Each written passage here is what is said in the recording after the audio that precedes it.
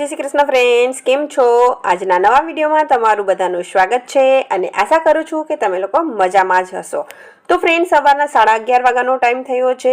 घरનું almost બધું જ કામ પતી ગયું છે, રસોઈ પણ કમ્પ્લીટ છે। બસ મારે ખાલી રોટલી બનાવવાની છે અને હજી જમવાની વાર છે। મારી પાસે 1 થી 1.5 કલાકનો ફ્રી ટાઈમ છે, તો વિચાર્યું કે ચલો આ મારો જે DIY મારે બનાવવાનું છે તે બનાવી લઉં। तो फ्रेंड, आज हूँ आ कार्डबोर्ड बॉक्स में स्टोरेज बॉक्स बनावानी छूं, जेनो तमे मल्टीपल यूज करी सको छो। तो आ कार्डबोर्डनुं बॉक्स छे ते फ्रूटनुं छे, एपलनुं छे। एपलनुं बॉक्स વધારે સારું આવે છે અને ટકાઉ અને મજબૂત હોય છે। તો હું ગ્રોસરીથી આ બે બોક્સ લાવી છું અને બસ હવે આમાંથી હું વોલપેપર લગાવી અને સ્ટોરેજ બોક્સ બનાવીશ। આમ તો સ્ટોરેજ બોક્સ માર્કેટમાં અને ઓનલાઈન મળે જ છે, પણ થોડા કોસ્ટલી હોય છે। આટલા મોટા સ્ટોરેજ બોક્સ લેવા જઈએ તો તે 300 થી 400 રૂપિયામાં આવે છે। તો ફ્રેન્ડ, આ બહુ જ બજેટ ફ્રેન્ડલી બનવાનું છે। આ બોક્સ મને ફ્રીજ મળેલા છે, યા ફિર કોઈ સબ્જીવાળા કદાચ 15-20 રૂપિયા લઈ શકે છે, પણ અહીંયા અમારે ગ્રોસરીમાંથી મને આ ફ્રી મળેલા છે અને પ્લસ વોલપેપર। તો વોલપેપર તો ઓનલાઈન બહુ જ સસ્તું છે। મીશોમાંથી મેં વોલપેપર મંગાવેલું છે, 150માં મને 2 રોલ મળેલા છે। તો ઇઝીલી આમાં 150 માં આપણા બે સ્ટોરેજ બોક્સ રેડી થઈ જશે। અને ફ્રેન્ડ, બહુ જ ડ્યુરેબલ બને છે। મેં એક સ્ટોરેજ બોક્સ 3 થી 4 વર્ષ પહેલા બનાવેલું હતું અને તે હજી ચાલે છે અને હજી બિલકુલ બી ડેમેજ નથી થયું અને પ્લસ એમાં બહુ જ સામાન સમાઈ જાય છે, એટલે નાની જગ્યામાં વધારે સામાન આવી જાય છે। તો આ વોલપેપર છે તે એકચ્યુઅલી મેં પ્લેટફોર્મ ઉપર લગાવવા માટે મંગાવેલું હતું। એની જે ડિઝાઇન છે તે ટાઇલ જેવી છે, પણ બહુ જ પતલું છે અને પ્લેટફોર્મ પાણીવાળું થતું હોય છે, એટલે બધાના રિવ્યૂ સાંભળ્યા કે એટલું બધું પ્લેટફોર્મ ઉપર આ રહેતું નથી, ટકતું નથી, મીન્સ કે નીકળી જાય છે।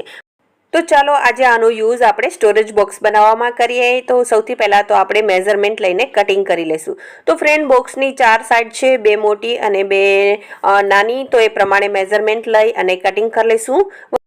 જેટલા પીસ નાના તેટલું તે પરફેક્ટલી સ્ટીક થાય છે, એટલે કે તેમાં ક્રીઝ નથી પડતી। એટલે ચારેય સાઈડનું અલગ અલગ મેં કટિંગ કરેલું છે, અંદરનું અને બહારનું। અને આ વોલપેપર સ્ટીકર જેવું જ હોય છે, એટલે લગાવવું પણ બહુ જ ઇઝી છે। બસ પાછળનું બટર પેપર નીકાળી દો અને સ્ટીકરની જેમ લગાવી દેવાનું છે। આ વોલપેપર મેં ઓનલાઈન મીશોમાંથી મંગાવેલું છે અને મીશોમાં એટલી બધી વોલપેપરની વેરાયટી છે કે તમે કન્ફ્યુઝ થઈ જશો કે હું ક્યું સિલેક્ટ કરું, કઈ ડિઝાઇન પસંદ કરું। તો બસ ફ્રેન્ડ, ચારે કોર વોલપેપર લાગી ગયું છે। હવે વચ્ચે લગાવવાનું છે અને પાછળ લગાવવાનું છે। અંદરની સાઈડ વોલપેપર લાસ્ટમાં લગાવવાનું છે, પહેલાં ચારે સાઈડ કવર કરી લેવાની છે। અને ફ્રેન્ડ, ક્યાંયથી કાર્ડબોર્ડ દેખાવું ન જોઈએ, કારણ કે ઘણી વખત ચોમાસામાં કાર્ડબોર્ડમાં ઝીણી ઝીણી જીવાત થઈ જતી હોય છે ભેજને લીધે। તો તે ન થાય તેના માટે આખું કાર્ડબોર્ડ કવર કરવું જરૂરી છે। અને જ્યારે તમે વોલપેપર કાર્ડબોર્ડમાં લગાવો ત્યારે બધું જ પાછળનું જે બટર પેપર છે તે એકી સાથે નથી નીકાળી દેવાનું, તેને સ્ટીક કરતું જવાનું છે અને નીકાળતું જવાનું છે। તેનાથી બિલકુલ બી ક્રીઝ નહીં આવે। તો ફ્રેન્ડ, ફાઇનલી મારા બે સ્ટોરેજ બોક્સ રેડી છે અને જુઓ, તેનો લુક એકદમ પ્લાસ્ટિક જેવો આવે છે અને બહુ જ મજબૂત બન્યા છે। તો ફ્રેન્ડ, જો કબાટમાં કપડાં કરતાં જગ્યા ઓછી હોય તો તમે આ સ્ટોરેજ બોક્સનો યુઝ કરી શકો છો। આ ઇઝીલી એકની ઉપર બીજું રહી જાય છે, એટલે બહુ જ ઓછી જગ્યા રોકે છે અને પ્લસ આમાં કપડાં બહુ જ સમાઈ જાય છે। આમાં જો તમે રોલ વાળીને કપડાં રાખશો તો બહુ જ બધા કપડાં આવી જાય છે અને તમે થપ્પી પણ કરી શકો છો। અને જે તમારે ઓછા યુઝમાં આવતા હોય, ડેલી ના પહેરતા હોય તેવા કપડાંને તમે નીચે રાખી શકો છો અને ઉપર તમે જે કપડાં ન દેખાડવાના હોય, જેમ કે આપણે સામે ન રાખવાના હોય કબાટમાં, જેમ કે ઇનરવેર છે, તેવા કપડાં પણ તમે આમાં રાખી શકો છો। અને ફ્રેન્ડ, 3-4 વર્ષ યુઝ કરીને પછી તમે આને જવા દો તો પણ તમારા પૈસા વસૂલ થઈ જાય છે। આમ તો જો કે આને કંઈ થતું નથી, કારણ કે આની પહેલાં મેં 3-4 વર્ષ પહેલાં આવી જ રીતે સ્ટોરેજ બોક્સ બનાવેલું છે અને તે હજી ચાલે જ છે। તો ફ્રેન્ડ, આજનો DIY કેવો લાગ્યો કોમેન્ટ કરીને જરૂરથી જણાવજો અને હા, જરૂર ટ્રાય કરજો। તો બસ હવે રોટલી બનાવીશ અને જમશું। તો ફ્રેન્ડ, હવે તમને મળું છું સીધી સાંજે 5:30। મારી આજ ટ્રેનિંગ હતી 3 થી 5, તે અટેન્ડ કરી અને થોડા નાના મોટા કામ કર્યા અને હવે આવી ગઈ છું કિચનમાં ડિનર બનાવવા માટે। તો ફ્રેન્ડ, આજે બનવાની છે પનીરની સબ્જી। તો તેના માટે સૌથી પહેલાં પનીરને પાણીમાં પલાળી દઈશ, એટલે તે રૂમ ટેમ્પરેચરમાં આવી જાય। તો હું પનીર દૂધવાળા પાસેથી એકી સાથે લઈ લઉં છું અને અત્યારે વેકેશન છે, દૂધ વધે છે એટલે તે પનીર બનાવે છે અને અહીંયા એક વાત સારી છે કે પનીર પ્યોર મળી જાય છે. તો ફ્રેન્ડ બસ અહીંયા મેં પનીરને પલાળી દીધું છે અને હવે મારે જવાનું છે ગ્રોસરી. બિલકુલ બી ડુંગળી નથી તો ડુંગળી વગર તો પનીરની સબ્જી બને નહીં, તો તે લઈ આવીશ અને પ્લસ અમારે ઇસ્ત્રીના કપડાં પણ આપવાના છે. તો અમારી જે ગ્રોસરી શોપ છે ત્યાં બધી જ શોપ આવી જાય છે એકી સાથે, એક બધાની શોપ છે તો બધું કામ એકી સાથે થઈ જાય છે એક જગ્યાએ જવાથી. તો બસ ફ્રેન્ડ આ છે અમારી ગ્રોસરી શોપ, જેમાં એક ગિફ્ટ શોપ છે, એક ઇસ્ત્રીવાળાની છે, એક ફાસ્ટફૂડ છે, એક વેજીટેબલ છે, એક ગ્રોસરી છે, એક બાર્બર શોપ છે.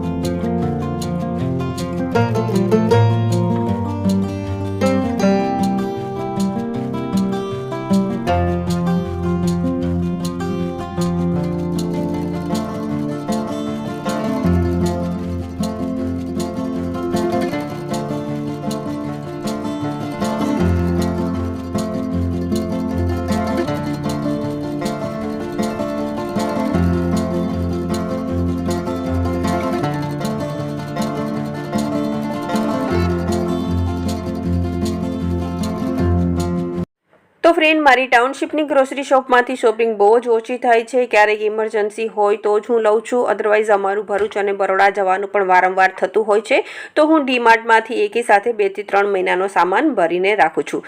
તો ફ્રેન્ડ બસ ફ્રૂટ લાવી છું, વોટરમેલન, કેળા અને ખાંડ છે, કારણ કે રસની સિઝન છે એટલે ખાંડ વધારે ઉપડે છે, પ્લસ પાણીપુરીની પૂરી છે અને ડુંગળી ટમેટા છે. તો બસ અહીંયા સૌથી પહેલાં તો વોટરમેલનને કાપીને મૂકી દઈશ, થોડી વારમાં ઠંડુ થાય એટલે ઇવનિંગ સ્નેક્સ માં હું બધાને આપી શકું.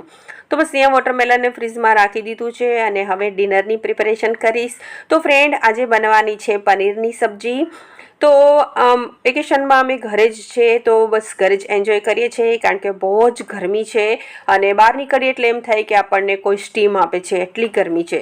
જો કે બધી જગ્યાએ ગરમી છે પણ ટાઉનશીપમાં અમને વધારે ઠંડક અને સારું લાગે છે, કારણ કે અહીંયા બહુ જ બધા ઝાડ છે તો ઠંડક હોય છે અને પ્લસ પવન પણ હોય છે.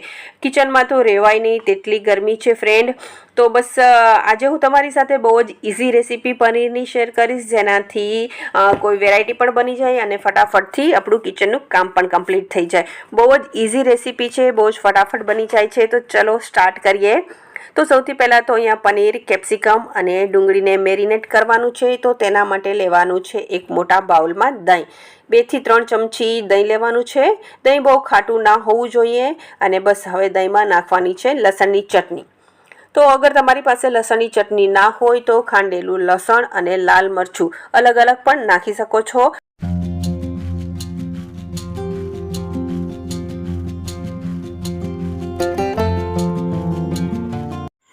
હવે તેમાં 2 ચમચી ચણાનો લોટ નાખવાનો છે. વધારે નથી નાખવાનો 2 ચમચીથી, કારણ કે પછી વધારે હશે તો એમાં બેસનનો જ ટેસ્ટ આવશે અને પનીરના શાકની જગ્યાએ તમને જે ભરેલું શાક હોય તેવું લાગશે. એટલે અહીંયા 2 ચમચી જ બેસન નાખવાનો છે અને પછી તેમાં મસાલા કરશું. હળદર, ધાણા જીરું, ગરમ મસાલો, આ પંજાબી ગરમ મસાલો છે જેમાં બધા જ મસાલા આવી જાય છે, તજ, લવિંગ, મરીને. અને પછી એમાં સ્વાદ અનુસાર નમક નાખવાનું છે અને આદુ અને મરચાંની પેસ્ટ નાખવાની છે. લસણ આપણે આગળ નાખી જ દીધેલું છે. અને પછી કસૂરી મેથી નાખવાની છે. કસૂરી મેથી જરૂરથી નાખજો, બધા જ પંજાબી શાકમાં કસૂરી મેથી નાખવાની છે. એકચ્યુઅલી બધા જ પનીરના શાકનું મેરિનેશન તમે આ રીતે કરી શકો છો. અને બસ અહીંયા બધું રેડી છે. હવે તેમાં થોડું તેલ નાખશું અને પછી બધું મિક્સ કરીને એને થોડી વાર મૂકી દેશું. તો અહીંયા મેરિનેશનનો જે મસાલો છે તે રેડી છે. હવે સબ્જી કાપી અને પનીરને અને સબ્જીને આમાં મિક્સ કરીને રાખશું. અને પછી ગ્રેવીમાં નાખવા માટે કાજુ અને મગજના બી પલાળી દઈશ. પલાળવા કમ્પલસરી છે એટલે થોડા સોફ્ટ થઈ જાય અને એનાથી ગ્રેવી છે તે બહુ જ ક્રીમી અને સ્લીપરી બને છે. અને ફ્રેન્ડ પછી બસ જો અહીંયા બધા માટે વોટરમેલન પ્રેષિતા સર્વ કરે છે, તો અહીંયા અમે વોટરમેલનનો નાસ્તો કરશું. બહુ લાલ નથી પણ થોડું મીઠું છે એટલે ચાલી ગયું. અને પછી બસ ફ્રેન્ડ પાછી આવી ગઈ છું કિચનમાં. અહીંયા કેપ્સિકમ અને ડુંગળીને કાપી લઈશ. મોટી મોટી કાપવાની છે સ્ક્વેર શેપમાં. અને ડુંગળીની બધી જ રિંગ્સને ઓપન કરી દેવાની છે, તમે વિડીયોમાં જોઈ શકો છો. પનીરની સબ્જીમાં ડુંગળી અને કેપ્સિકમ હોવા જરૂરી છે. બાકી તમે આમાં ગાજર, વટાણા છે અને ફૂલગોબી છે બધું પણ મિક્સ કરી શકો છો. પણ આ 3 વસ્તુથી પણ પનીરની સબ્જી બની જાય છે, પનીર, કેપ્સિકમ અને ડુંગળી. બસ તો અહીંયા કેપ્સિકમ ડુંગળીને કાપી અને ધોઈ નાખ્યા છે. અને હવે બસ પનીરને કાપી લઈશ અને પછી આ બધું જ જે આપણે મેરિનેશનનો મસાલો બનાવેલો છે તેમાં મિક્સ કરી દેવાનો છે. અને તેને અડધી 1 કલાક જેટલું રાખવાનું છે, એટલે પનીરમાં અને સબ્જીમાં બધો મસાલો સરસ રીતે મિક્સ થઈ જાય. તો આ મેરિનેશન બધી જ પનીરની સબ્જીમાં કરવાનું છે અને તમે આ સેમ મેરિનેશન બધી જ સબ્જીમાં કરી શકો છો. હવે આને ઢાંકીને અડધી કલાક મૂકી દઈશ. અને પછી પનીરની સબ્જી સાથે અમારા ઘરમાં બધાને જીરા રાઈસ બહુ જ ભાવે છે. એક વખત હું પનીરની સબ્જી સાથે પરોઠા ન બનાવું તો ચાલે, પણ જીરા રાઈસ તો મારે બનાવવાના જ છે, કારણ કે રાઈસ અને પનીરની સબ્જી મારા 2 છોકરાઓને બહુ જ ભાવે છે. તો બસ એના માટે મેં રાઈસ પલાળી દીધા છે. અને ફ્રેન્ડ પછી આવી ગઈ છું હોલમાં. અમારું ટોપ ફ્લોર છે એટલે ઉપરના જે ફેનનો હવા છે તે પણ એકદમ ગરમ આવે છે. એટલે દિવસના તો ઓલમોસ્ટ હું ટેબલ ફેનનો જ વધારે યુઝ કરું છું. તો ટેબલ ફેનની સામે બેસીને મેં લસણ ફોલી લીધું, એટલે થોડીક આમ ઠંડક થઈ ગઈ છે. તો બસ હવે પાછી ગ્રેવી બનાવવા આવી ગઈ છું કિચનમાં. તો સૌથી પહેલાં તો અહીંયા એક મોટી ડુંગળી લીધી છે અને 2 ટમેટાં લીધા છે. એક મોટું છે અને નાનું છે. વધારે ગ્રેવીની જરૂર નહીં પડે, કારણ કે મેરિનેશનમાં ચણાનો લોટ છે તેનાથી પણ ગ્રેવી થીક થઈ જાય છે. પછી 8 થી 10 કળી લસણ લીધું છે, આદુ મરચાંની પેસ્ટ લીધી છે અને જે કાજુ અને મગજના બી આપણે પલાળ્યા હતા એ નાખી દેવાના છે. તો અહીંયા ગ્રેવી મેં ડુંગળી અને ટમેટાની બધી સાથે જ કરી લીધી છે અને બસ પછી તેને પીસી લેવાની છે. અને હવે વઘાર કરશું. તો અહીંયા મેં નોનસ્ટિકની કઢાઈ લીધી છે, કારણ કે તેમાં તેલનો ઓછો યુઝ થાય. મોદીજીએ કીધું છે કે તેલનો ઓછો યુઝ કરવાનો, તો એઝ અ ઇન્ડિયન અને મોદી લવર તો એને ફોલો તો કરવાના જ છે. તો ફ્રેન્ડ નોનસ્ટિકના વાસણમાં તેલનો ઓછો યુઝ થાય છે. તો અહીંયા હું 2 ચમચી મોટી તેલ નાખી દઈશ. અને બટર હોય તો તમે અડધું બટર ને અડધું તેલ યુઝ કરી શકો છો, પણ હમણાં બધું જ કરિયાણું મારા ઘરમાં ખતમ થઈ ગયું છે. બસ હવે થોડા દિવસમાં જવાનું જ છે, તો બટર હમણાં નથી અવેલેબલ. તો ફ્રેન્ડ બસ અહીંયા તેલ ગરમ થાય એટલે જીરું નાખ્યું છે, હિંગ નાખી છે, તમાલપત્ર નાખ્યા છે અને પછી જે ગ્રેવી બનાવી હતી તે નાખી દીધી છે. અને ફ્રેન્ડ અહીંયા વઘારમાં મેં કોઈ જ ડ્રાય મસાલાનો વઘાર નથી કર્યો. તજ, લવિંગ, એલચી, મરી તમારે જો કરવો હોય તો તમે કરી શકો છો, પણ ગરમી છે એટલે વધારે મારે સ્પાઇસી નથી બનાવવું. અને બસ પછી હવે ગ્રેવીમાં મસાલા કરી દઈશું. ગ્રેવી જેટલા જ મસાલા કરવાના છે: હળદર, લાલ મરચું, ધાણા જીરું, નમક અને ગરમ મસાલો. તો આ ગરમ મસાલામાં બધા જ તજ, લવિંગ ને મરીને એલચીને આવી જાય છે, એટલે એનો ટેસ્ટ આવી જ જાય છે. અને ગરમી પણ બહુ જ છે એટલે બહુ સ્પાઇસી પણ નથી કરવું મારે. તો ફ્રેન્ડ બસ હવે આ ગ્રેવીને આપણે 5 મિનિટ એકદમ સ્લો આંચ ઉપર સોટે કરવાની છે. જ્યાં સુધી તેલ રિલીઝ થાય ત્યાં સુધી તેને પકાવવાની છે. તો બસ એમાં થોડું પાણી એડ કરીશ, કારણ કે તેલ ઓછું છે અને ગ્રેવી બળી ન જાય એના માટે થોડું પાણી એડ કરવાનું છે. અને પછી તેને ઢાંકીને 5 મિનિટ સ્લો ગેસ ઉપર પકાવવાની છે. તો ફ્રેન્ડ જ્યાં સુધી ગ્રેવી પાકે છે ત્યાં સુધી હું થોડી વાર ફેન પાસે જઈ આવું, કારણ કે ગેસ પાસે બહુ જ ગરમી થાય છે.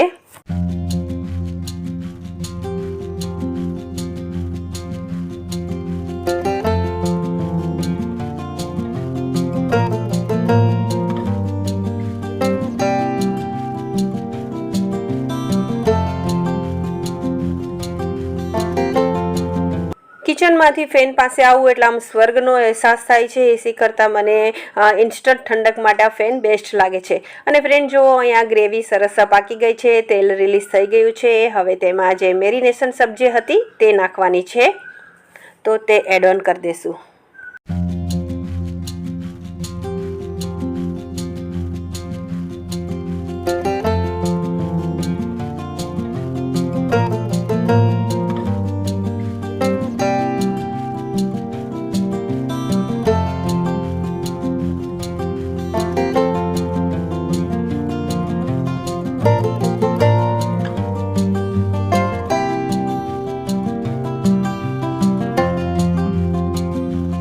અડધો ગ્લાસ જેટલું પાણી નાખી અને ઢાંકીને 5 મિનિટ પાછું પકાવવાનું છે, એટલે બધા જ મસાલા પાકી જાય. અને પછી અહીંયા મેં ભાત મૂકી દીધા છે બનવા માટે, અને સાથે સાથે જે વાસણ છે તેને પણ એરેન્જ કરી લઈશ, એટલે હું બીજા વાસણ કરી શકું. તો ફ્રેન્ડ, વાસણનો પણ ઢગલો થઈ ગયો છે. બધાએ વોટરમેલન ખાધું અને પ્લસ આવી કોઈ વેરાયટી બનાવીએ ત્યારે વાસણ વધારે જ નીકળતા હોય છે, તો તે પણ સાથે સાથે થોડા કરતી જઈશ. તો થોડા વાસણ કર્યા ત્યાં તો ભાત બની ગયા હતા, તો તે ઓસાવી લઈશ. તો ફ્રેન્ડ, જીરા રાઈસમાં 80% જ હું ભાતને પકાવું છું, કારણ કે મારા બાબાને એકદમ છૂટા છૂટા અને કડક ભાત ભાવે છે. તો બસ અહીંયા થોડું ઉપરથી ઠંડુ પાણી નાખી દઈશ, કારણ કે બહુ જ ગરમી છે અને ઘણી વખત ગરમ ભાત પણ કૂક થઈ જતા હોય છે, તો સોફ્ટ થઈ જતા હોય છે. તો બસ અહીંયા ઉપરથી થોડું ઠંડુ પાણી નાખી દીધું છે, અને આ જે ઓસામણ છે તેને ઠંડુ થવા રાખી દઈશ, અને પછી તેને જાળમાં નાખીશ. તો એને ફેંકવાનું નથી. તો બસ અહીંયા ભાત થઈ ગયા છે, શાક પણ ઓલમોસ્ટ થઈ ગયું છે. તો હવે એમાં થોડું ટેસ્ટ કરી લેવાનું છે, નમક કે ઓછું હોય તો તે નાખવાનું છે, અને પ્લસ કેપ્સિકમને ચેક કરવાના છે, કારણ કે કેપ્સિકમ પાકી જાય એટલે સમજી લો કે શાક થઈ ગયું છે. પનીર અને ડુંગળી તો પાકી જ જાય છે. હવે તેમાં થોડું મને નમક ઓછું લાગતું હતું, એટલે નમક એડ ઓન કરીશ, અને પછી તેમાં 1 ચમચી જેટલી ખાંડ નાખીશ, કારણ કે દહીંને બધું નાખેલું છે એટલે થોડો ખાટો ને ખારો ટેસ્ટ આવે છે, તો થોડું ખાંડ એને બેલેન્સ કરશે. અને પાછી ઉપરથી મેં થોડી કસૂરી મેથી નાખેલી છે, અને 1 ચમચી મલાઈ નાખવાની છે. મલાઈ જરૂરથી નાખજો, બધા જ પંજાબી શાકમાં મલાઈ નાખવાની છે. અમુક સ્ટેપ તો બધા જ પંજાબી શાકમાં સેમ હોય છે, જેમ કે મેરિનેશન પ્લસ કસૂરી મેથી છે, અને મલાઈ છે, કાજુ અને મગજના બીજ છે, આ બધી વસ્તુઓ સેમ બધી જ પંજાબી સબ્જીઓમાં હું નાખું છું. તો બસ ફ્રેન્ડ, અહીંયા શાક તૈયાર છે. પછી મેં અને પ્રેસિતાએ મળીને રોટલી બનાવી લીધી છે. પરોઠા બહુ ઓઇલી નથી ખાવું, અને પ્લસ તેલનો પણ ઓછો યુઝ કરવાનો છે, એટલે કેન્સલ રાખેલા છે અને રોટલી બનાવેલી છે.